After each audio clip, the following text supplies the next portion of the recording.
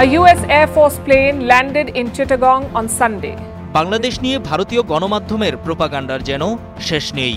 সবশেষ বাংলাদেশ ও যুক্তরাষ্ট্রের প্যাসিফিক এয়ারফোর্সের পূর্ব নির্ধারিত মহড়া নিয়েও ছড়ানো হচ্ছে একের পর এক অসত্য তথ্য। ভারতের সংবাদ মাধ্যমে এটিকে উল্লেখ করা হচ্ছে বাংলাদেশে মার্কিন সেনা উপস্থিতি হিসেবে। Recent months the US has stepped up its military presence in Bangladesh. বিষয়টিকে অনেক গণমাধ্যম নিয়ে গেছে শেখ হাসিনার সরকার পতনে যুক্তরাষ্ট্রের কথিত ইন্ধনের দিকে। ডক্টর মোহাম্মদ ইউনূসের নেতৃত্বে অন্তর্বর্তী সরকার দায়িত্ব নেওয়ার পর বাংলাদেশে সামরিক উপস্থিতি বাড়াচ্ছে যুক্তরাষ্ট্র, কিংবা বিষয়টি ভারত ও মিয়ানমারের জন্য হুমকি, এমন মনগড়া তথ্য ছড়িয়ে চলেছে ভারতের অনেক গণমাধ্যম। It's part of a series of drills and surveys by the US military, which makes you wonder what is the US up to and should India be worried? যুক্তরাষ্ট্রের সাথে ডক্টর ইউনূসের ঘনিষ্ঠ সম্পর্কের কারণেই বাংলাদেশে সামরিক মহড়া চলছে এমন দাবি ভারতের মিডিয়ার।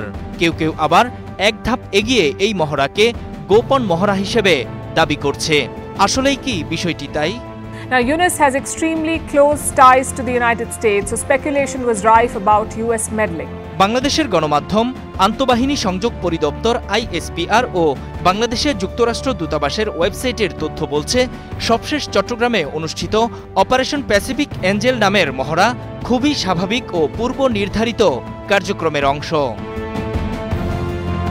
দূতাবাসের বিজ্ঞপ্তিতে জানানো হয়, চিকিৎসা প্রস্তুতি, বিমান নিরাপত্তা, প্রকৌশল সহায়তা, দুর্যোগ ব্যবস্থাপনা ও উদ্ধার কার্যক্রমে সহযোগিতা বৃদ্ধি করাই এ মহড়ার উদ্দেশ্য।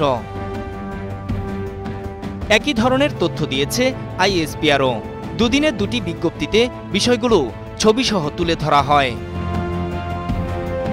শুধু যুক্তরাষ্ট্রই নয়, ভারতসহ অন্যান্য দেশের সাথেও সামরিক মহড়া করে থাকে বাংলাদেশ। শেখ হাসিনা সরকারের পতনের পরও এমন মহড়া হয়েছে। গত মার্চে বঙ্গোপসাগরে বাংলাদেশ ভারতের নৌবাহিনীর মধ্যে মহড়া হয়েছে। এছাড়া শেখ হাসিনার শাসনামলে ভারত বাংলাদেশের মধ্যেও সামরিক মহড়া হয়েছে বছরের পর বছর। সবশেষ 2023 সালে সম্প্রীতি 11 মহড়া অনুষ্ঠিত হয়। মূলত 2009 সালে ভারতের জোড়হাটে প্রথম সম্প্রীতি মহড়া দিয়ে শুরু হয়েছিল এ যাত্রা। শুধু বাংলাদেশই নয়, ভারত ও যুক্তরাষ্ট্রের সাথে নির্দিষ্ট সময় পরপর সামরিক মহড়া করে থাকে। গেল বছরের নভেম্বরে দুই দেশের বিশেষ বাহিনী 20 দিনব্যাপী এই মহড়া করে। এরপর গত এপ্রিলের প্রথম সপ্তাহে এবং গত আগস্টেও সামরিক মহড়া করেছে দুই দেশ। দেশে দেশে এ ধরনের সামরিক মহড়া নতুন কিছু নয়। নির্দিষ্ট সময় পরপর এক দেশ আরেক দেশের সাথে মহড়ার আয়োজন করে সহযোগিতা ও পেশাগত দক্ষতা বৃদ্ধিতে। কয়েকটি দেশ মিলেও যৌথ মহড়া হয়ে থাকে। এই যেমন রাশিয়া বেলারুশের যৌথ সামরিক মহড়ায় যোগ দিয়েছে বাংলাদেশ। এ মহড়ায় ছিল ভারতও। গত 12 সেপ্টেম্বর থেকে শুরু হওয়া 5 দিনব্যাপী মহড়ায় অংশ নেয় ইরান, বুর্কিনা ফাসো, কঙ্গো এবং মালি।